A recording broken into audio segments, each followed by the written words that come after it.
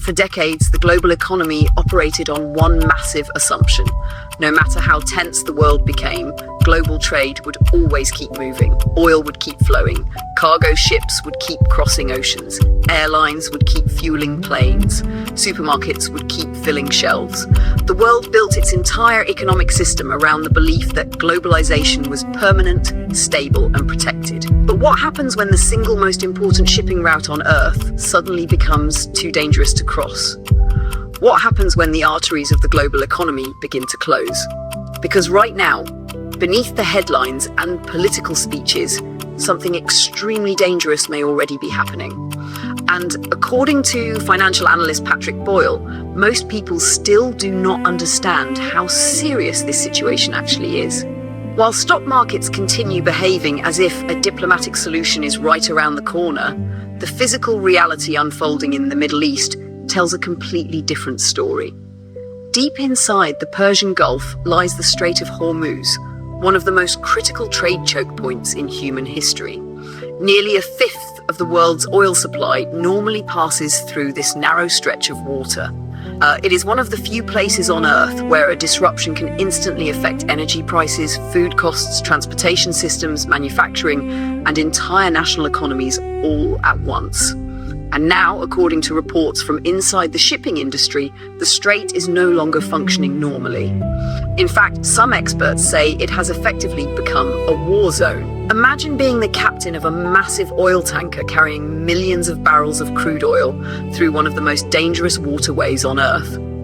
Normally, modern ships travel with tracking systems broadcasting their locations openly to prevent collisions and maintain safety. But now, some captains are reportedly switching off their transponders completely, sailing in darkness through the Gulf like ghosts. Why?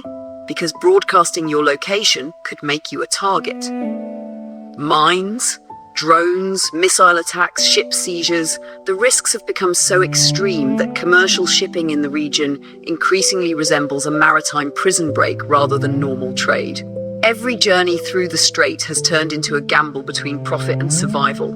And the terrifying part is that this crisis is not just about oil anymore. Oil may be the headline, but the consequences stretch far beyond gas prices. The entire modern economy depends on a fragile network of global logistics that most people never think about. A delay in one region quickly becomes a crisis somewhere else. One blocked route affects dozens of industries simultaneously. And according to Boyle, the world may already be discovering just how vulnerable that system really is. Because while financial markets continue betting on optimism, commodity traders and logistics companies are seeing something much darker. They are watching real ships fail to move, real supplies disappear, real shortages begin forming. And unlike stock traders who can buy and sell hope in seconds, the physical world obeys very different rules. You cannot instantly replace lost oil fields. You cannot magically reroute massive global shipping systems overnight. You cannot rebuild supply chains with positive thinking. Physical infrastructure takes years to construct and even longer to stabilize. Experts now warn that the damage caused by the conflict may not simply disappear after a ceasefire. According to some estimates, the world could face a permanent loss of around 1.5 billion barrels of crude supply before equilibrium is restored, and that recovery may not happen until 2030. Think about that for a second. Even if fighting stopped tomorrow, the economic aftershocks could continue for years. Because wars do not just destroy lives, they destroy infrastructure, confidence, insurance systems, investment pipelines, transportation routes, and production capacity. And once those systems begin breaking apart, rebuilding them becomes incredibly slow and expensive. This is where the illusion of modern globalization begins to crack.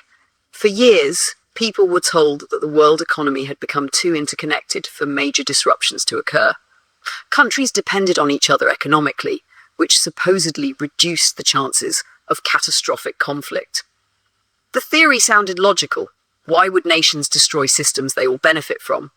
But reality is proving much messier. Economic interdependence did not eliminate geopolitical conflict. In many ways, it may have created new vulnerabilities. The more interconnected the world became, the more fragile it also became. A single choke point can now shake the entire global economy, And nowhere is that fragility becoming more obvious than in energy markets. Oil is not just fuel for cars, it is the foundation beneath almost every major industry on Earth. It powers cargo ships, trucks, airplanes, factories, agriculture, construction equipment, and supply chains. When energy prices spike, everything becomes more expensive. Food transportation costs rise, manufacturing costs rise, airline costs rise, consumer prices rise, inflation spreads across entire economies like wildfire. That is why disruptions in the Strait of Hormuz matter so much. This is not a regional issue anymore, it is global. Europe, for example, may soon face growing pressure on jet fuel supplies. Airlines operate on extremely complex logistics systems that depend on predictable fuel deliveries. If transit through critical shipping routes remains unstable, reserves begin shrinking rapidly. And unlike consumers who can delay a vacation, airlines cannot simply stop operating without massive economic consequences. Airports, tourism industries, business travel networks, and cargo transportation all depend on aviation remaining functional. A prolonged fuel disruption could ripple across multiple sectors simultaneously. But perhaps one of the strangest and most alarming consequences involves something most people rarely think about at all. Helium. Yes, helium. The same gas many associate with balloons is actually one of the most strategically important resources in modern technology and medicine. High-grade helium is essential for cooling MRI machines and manufacturing advanced semiconductor chips.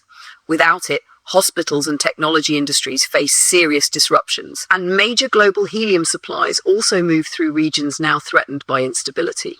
Suddenly, a conflict centered around shipping routes and oil begins affecting healthcare systems and global electronics manufacturing.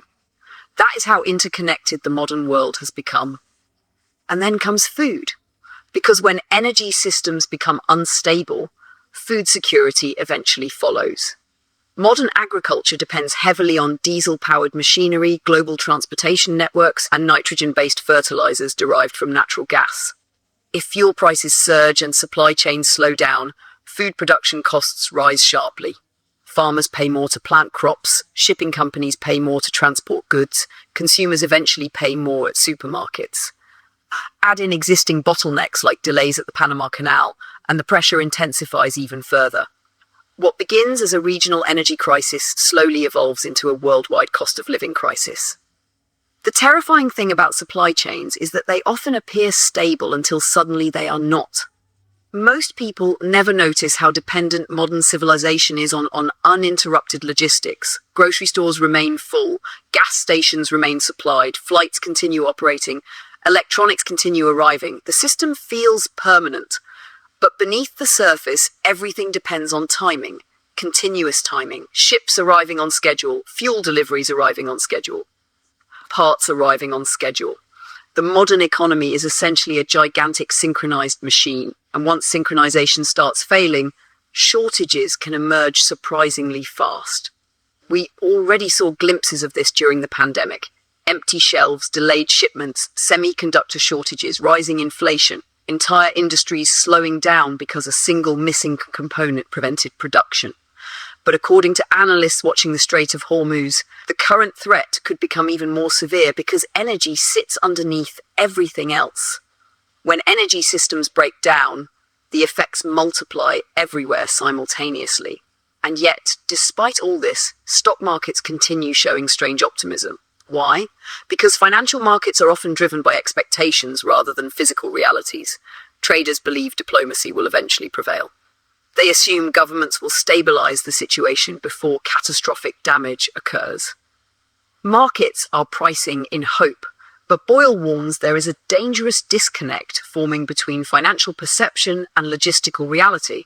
Because while investors speculate on future outcomes, shipping companies and commodity markets are dealing with immediate physical risks right now. This creates a fascinating and deeply unsettling contradiction.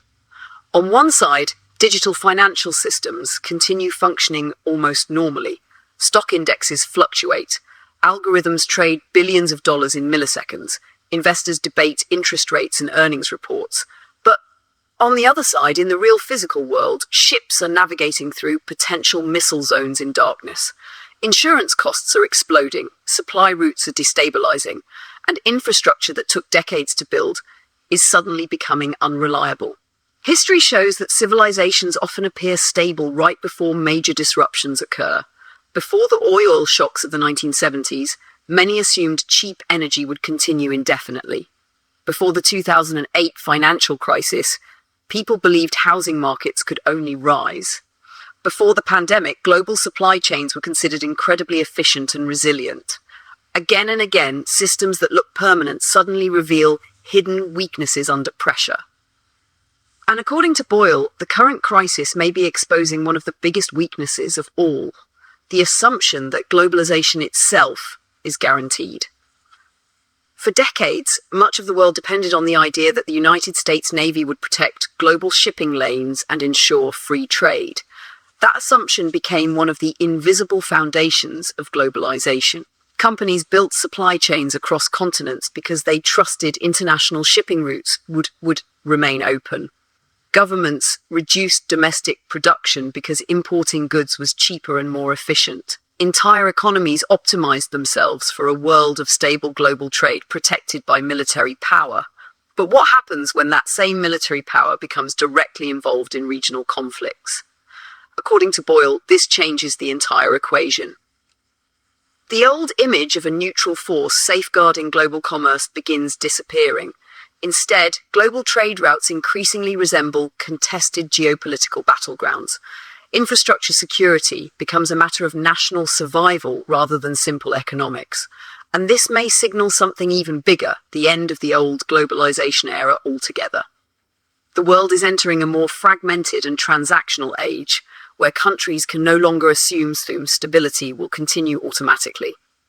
Governments are already beginning to rethink supply chains, energy security, manufacturing independence, and strategic reserves. Nations are realizing that relying entirely on distant global systems may be far riskier than they once believed.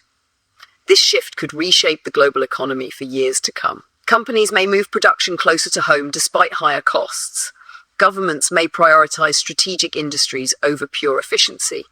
Energy independence could become one of the defining political goals of the next decade.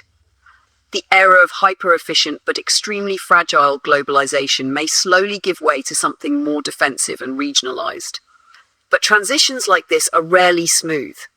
Economic systems built over decades cannot be reorganized overnight. And during periods of transition, volatility often explodes, inflation rises, markets swing wildly, political tensions intensify, public frustration grows. We may already be entering that kind of period now. What makes this moment particularly dangerous is how invisible many of these risks still appear to ordinary people. Most consumers are not tracking maritime insurance costs or monitoring tanker routes in the Persian Gulf. They notice the crisis indirectly through higher prices, rising uncertainty, and growing instability. But by the time disruptions fully reach daily life, the underlying systems may already be deeply strained. And perhaps the most important point Boyle raises is this. The world built modern civilization on assumptions that are no longer guaranteed. Cheap energy, open trade routes, stable shipping systems, predictable globalization. These assumptions shaped everything from economic policy to consumer culture. But now cracks are appearing simultaneously across multiple systems at once. Energy security, supply chains, geopolitics, infrastructure resilience, food systems, technology manufacturing, they're all connected. The modern world often feels invincible because technology creates the illusion of control. We can order products instantly, track global markets in real time, communicate across continents in seconds. But underneath all that digital sophistication lies something surprisingly fragile. Physical infrastructure. Ports, ships, pipelines, fuel systems, cargo routes, industrial supply chains. Civilization still depends on enormous physical networks vulnerable to disruption, and when those networks come under pressure, the illusion of stability can disappear very quickly. This is why the Strait of Hormuz matters so much. And it is not just a narrow waterway in the Middle East. It is one of the pressure points holding together the global economy itself. And if that pressure continues building, the consequences may extend far beyond temporary price spikes. We could be witnessing the beginning of a much larger transformation in how the world organizes trade, energy, and security. For years, globalization promised efficiency above all else. Produce goods wherever labor is cheapest. Move resources wherever markets demand them. Stretch supply chains across oceans. Reduce redundancy. Maximize profits. It worked incredibly well during periods of stability, but crises reveal the hidden cost of extreme efficiency, fragility. Systems optimized for maximum profit often lack resilience during shocks, and now the world may be paying the price for decades of prioritizing efficiency over security. The frightening reality is that no one truly knows how this ends. Maybe diplomacy restores stability before catastrophic escalation occurs. Maybe supply chains adapt faster than expected. Or maybe the world is entering a prolonged era of economic fragmentation and geopolitical instability unlike anything seen in decades. But one thing is becoming increasingly clear. The old assumptions about globalization no longer feel safe. The belief that trade routes will always remain open. The belief that energy systems will always function smoothly. The belief that interconnected economies automatically create stability. Those ideas are being tested in real time. And if Patrick Boyle is right, the biggest danger may not just be the conflict itself. It may be the fact that much of the world still has not realized how profoundly the foundations of the global economy are beginning to shift beneath our feet.